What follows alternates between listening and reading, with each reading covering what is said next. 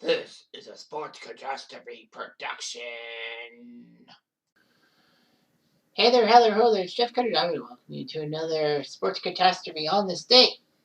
And on this day, June the 13th, in the year 2002, 20 years ago, when this video is being taped, the Detroit Red Wings won the Stanley Cup. It was a tough one, to be sure, but they did it. They took their 10th Stanley Cup championship in franchise history. But there's more to it than that, to do with the 2002 Stanley Cup Finals. This was the first time Carolina's, as a franchise, made the finals in history, and this was Detroit's 22nd appearance, winning their 10th cup. On this day 20 years ago, Game 5 happened. In fact, the Red Wings became the first team in NHL history to win the cup after starting the playoffs with 2 losses at home, which was amazing.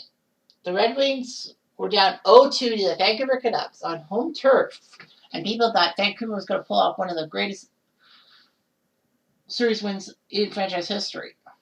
Unfortunately, though, things changed during Game 3 when Nicholas Lidstrom let loose a simple shot from center ice, which eluded Dan Cloutier, helping the Red Wings win the next 4 games and going on a tear that were 16-5 to win their 3rd cup since 1997 for Scotty Bowman.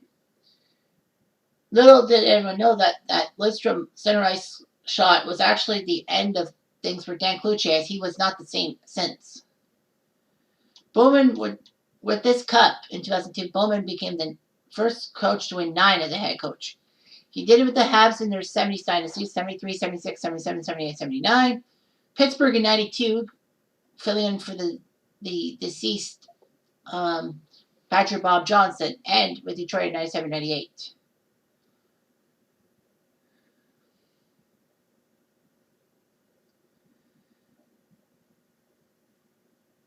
And, this was the 2002 playoff Stanley Cup Finals were the last Stanley Cup Finals until this year, 2022, to have the NBA finish before the NHL.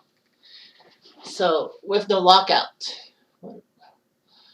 So anyway, Detroit took care of Vancouver after being down 0-2. They swept the rest of the way. They won it in 5 from St. Louis and had a 7-game tough series against Colorado, which Colorado should have won. Of course, my idol Patrick Watt is my biggest guy, so I was not too happy with that. Anyway, yeah, so the Red Wings had a tough time and all that. Carolina, on the other hand, were the Eastern champs. They won their division, which gave them a top 3 seed in the playoff. They took care of the New Jersey Devils, the defending Eastern finalists, took care of Montreal thanks to the Molson Miracle, in which they were down 3-0 in Game 4 of the second round series against the Habs, and were about to go down 3-1 in the series, but they scored 3 straight goals to tie the game, win in overtime on a Nick Lowe goal, and then Montreal just unraveled. And Carolina sent Toronto home in 6 games, which kind of ticked me off because, as a Leaf fan, that's what happened. So anyway, the Hurricanes used to be the Hartford Whalers. Hartford never reached the conference final in their time in the city and all that. The Canes actually only scored 91 points, the second lowest point total in the Eastern Conference. So if they went by points, they would have been 7th in the whole Eastern Conference, which was weird. So, and they only won 1 playoff series prior, and that was in 1986. So it's Hartford shocked Quebec to move to the second round. And then they took on Montreal in the 86 playoffs and almost beat them in Game 7 at Le Forum de Montreal, but Montreal won thanks to Claude Lemieux. Anyway, it was shocking that Carolina just couldn't make the playoffs when they did. The Red Wings won the President's Trophy with 116 points. It was amazing and all that. The Red Wings won the President's Trophy, which is almost a guarantee that, the President's Trophy for most points in the regular season. It's almost a guarantee that they will fuck up and miss and lose in the playoffs. Anyway, Carolina won thanks to an overtime goal by Ron Francis. So, that was huge. Game 2 saw Detroit come back to win 3-1 on goals by Kirk Mulvey, Nick Lidstrom, and Chris Draper. Game 3 was one of the longest games in NHL history. Finals history. It went to triple overtime. Joseph Vasicek and Jeff O'Neill scored for Carolina. Detroit had Igor Larionov and Brett Hall. Then in overtime, there were penalties, but in the end, it was Igor Larionov, the oldest player on the team, the guy who was playing on the KLM line in Russia for the Soviet Union in the 80s, and who started his career in San Jose and Florida before going to Detroit. Scored the game-winning goal at 14:47 in the third overtime, on his birthday no less. The Red Wings would play Game 4 against Carolina, shut them out, thanks to goals by Hall, Larionov, and Shanahan.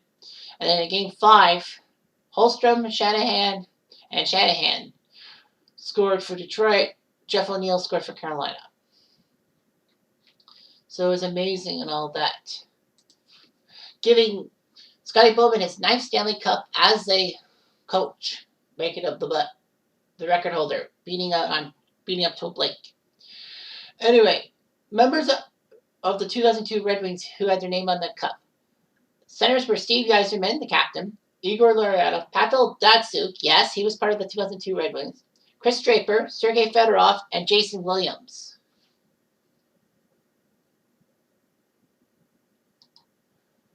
So, yeah, Jason Williams. Not Justin Williams, Jason Williams.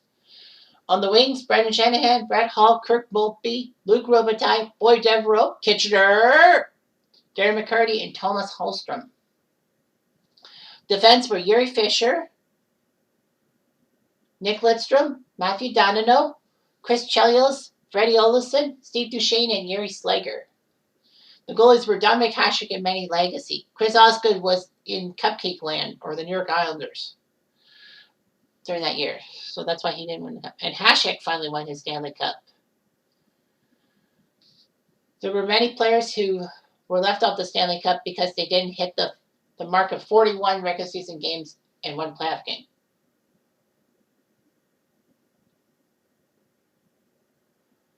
So anyway,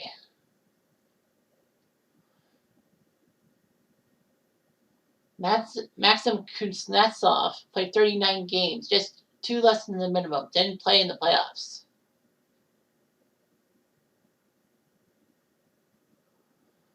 Yuri Krupp was on the 2002 Red Wings, but he only played 8 regular season and 2 playoff games, so he couldn't be on the Stanley Cup list. Sean Avery was part of the 2002 Red Wings. He played 36 games for Detroit. Didn't play in the playoffs, so he wasn't there. Jesse Wallin, defenseman, didn't play in the playoffs. So anyway, it's just shocking and all that.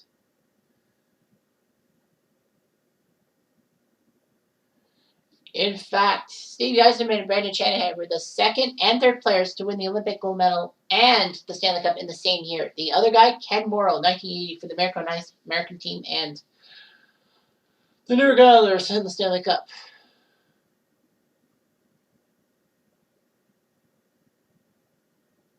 And the Red Wings had 10 players win their 3rd Stanley Cup in 6 years. Yzerman, Larionov, Fedorov, Shanahan, Draper, Mulvey, McCarty, Holmstrom, Lidstrom, Donino.